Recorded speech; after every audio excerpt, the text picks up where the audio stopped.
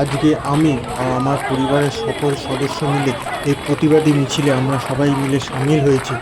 আমার আপনাদের কাছে এইটুখানি অনুরোধ রইল, আপনারাও যারা যেখানে আছেন এই প্রতিবাদী মিছিলে সামিল হন। আমরা কেউ এই ইয়ার্কি করতে বা মজা করার জন্য এই মিছিলে সামিল হইনি। আমরা চাই যাতে সেই মানুষটি যেন বিচার পায়, তাই জন্য এই প্রতিবাদ করা আমাদের। সেই মানুষটি যে কী যন্ত্রণার মধ্যে দিয়ে গেছে সেটা আমরা জীবনে কখনো কল্পনাও করতে পারবো না। তাই আমরা কেউ মজা করার জন্য এই মিছিলে সামিল হইনি। আমরা চাই যাতে দোষীরা যথাসম্ভব তাড়াতাড়ি ধরা পড়ুক আর দোষীদের যথাসম্ভব উচিত শিক্ষা দেওয়া হয়। আমরা দলে দলে এইভাবে আস্তে আস্তে আরজি করার দিকে এগিয়ে যাচ্ছি। আমার আপনাদের কাছে বিনীত অনুরোধ, আপনারাও যে যেখানে আছেন তারাও এই প্রতিবাদী মিছিলে সামিল হন আর আমাদের সাথে আস্তে আস্তে আরজি করার দিকে এগিয়ে যান।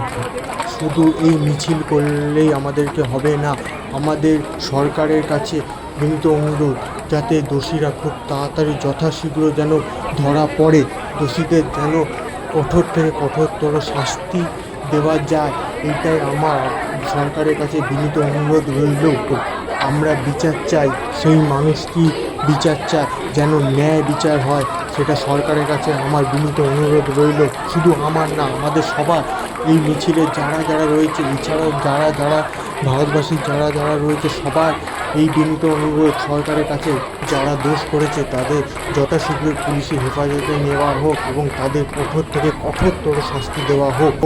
কিছুদিন আগেও এমন একটা ঘটনা ঘটেছিল, জাস্ট কিছুদিন আগেই, সেটা হচ্ছে যাদবপুরে যেই ব্যাপারটা ঘটেছিল সেখানে যারা দোষ করেছিল তাদের কিন্তু এখনও পর্যন্ত কোনো রকম সাজা দেওয়া হয়নি। তাই জন্য আমার সরকারের কাছে বিনীত অনুরোধ, এই ব্যাপারটাকে আপনারা যেভাবে ধামাচাপা দেওয়ার ব্যবস্থা করছেন এই ব্যাপারটা করবেন না। আপনারা যথাসম্ভব দোষীদেরকে ধরার ব্যবস্থা করুন। যাদবপুরে যে ঘটনাটা ঘটেছিল এবং যারা করেছিল তারা কিন্তু এখনও সাজা না পেয়ে বিন্দাস নিজেদের মতো খুব ভালোভাবে ঘুরে বেড়াচ্ছে, আর সরকার সব কিছু জেনেও তবুও তাদের ধরার ব্যবস্থা করছে না, উল্টে তাদেরকে ধামাচাপা দেওয়ার ব্যবস্থা করছে। এমনকি এই ব্যাপারেও সরকার জড়িত আছে। সরকার চাইছে যাতে এই ব্যাপারটা ধামাচাপা করে যায়, সেই ব্যবস্থাই করছে সরকার। কিন্তু সরকারের কাছে বিনীত অনুরোধ রইল, আপনারা দোষীদেরকে সাজা দেওয়ার ব্যবস্থা করবেন।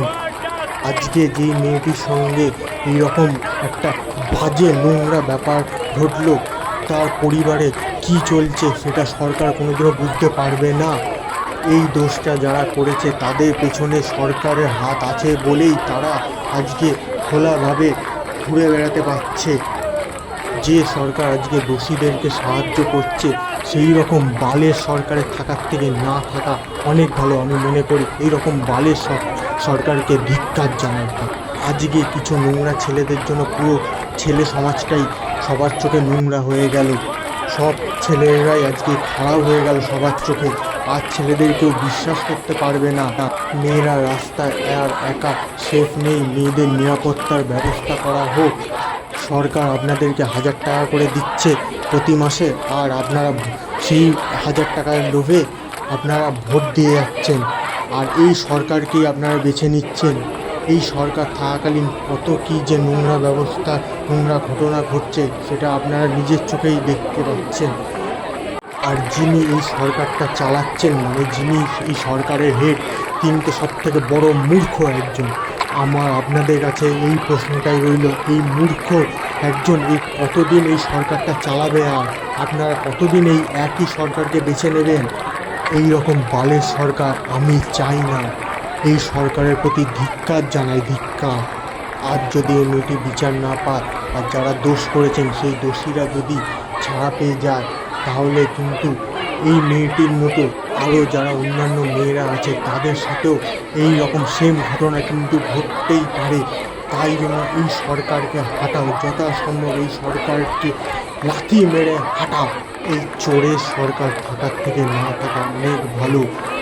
পুলিশদের কাছে অনুরোধ, আপনারা যা দালালি করছেন সেই সব কথা না ভেবে একটু মানুষ হয়ে একটু মানুষের মতো চিন্তা ভাবুন। পুলিশদের কাছে অনুরোধ, যারা দোষ করেছে তাদেরকে যথাসম্ভব তাড়াতাড়ি ধরার চেষ্টা করুন এবং তাদেরকে এমন কঠোর থেকে কঠোর শাস্তি দেওয়া হোক যাতে তারা এই কাজ দ্বিতীয়বার করতে ভয় পায়।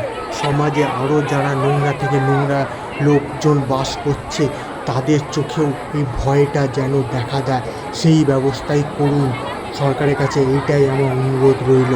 যেই মেয়েটির সঙ্গে এই নোংরা ঘটনাটি ঘটেছে তিনি মৌমিতার দেবনাথ, তিনি যেখানেই থাকুন ভালো থাকুন, তার আত্মার শান্তি কামনা করি এবং দোষীদের বিচার চাই, বিচার হোক, বিচার চাই, বিচার হোক। We want justice, we want justice.